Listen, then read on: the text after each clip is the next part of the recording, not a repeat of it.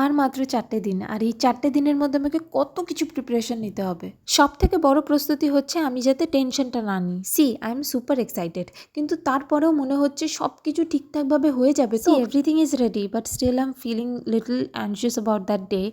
কি photographer, videographer, makeup and all সব কিছু টাইম মতন হবে কি না, টাইম ম্যানেজমেন্ট আমি ঠিকঠাক করতে পারবো কি না, সব গেস্টদের আমি ঠিকঠাকভাবে আপ্যায়ন করতে পারবো কি না। তো এই সব কিছু নিয়ে না অনেক কিছু মাথায় চলছে। আর এই দেখো আমি হেয়ার কালার করেছি আর পুরো মুখে কালো কালো হয়ে গেছে। তো এটা রিমুভ করলাম, অনেক লেটে আজকে স্নান করেছি। এটা হচ্ছে আমার লাস্ট কাটানো পুজো আমার বাড়িতে। এটা বলতেও একটু ইমোশনাল হয়ে যাচ্ছি।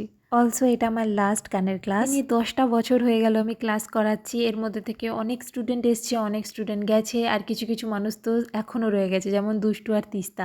সবাই মিলে একটু প্রসাদ খেলাম, আমি ওদের জন্য একটু স্ন্যাক্স এনেছিলাম, সেগুলো আমরা সবাই মিলে খেলাম। And this moments are very special to me because I will really miss them. তারপর সবাই আস্তে আস্তে টাটা বলে চলে গেল, আমার এত কষ্ট লাগছিল।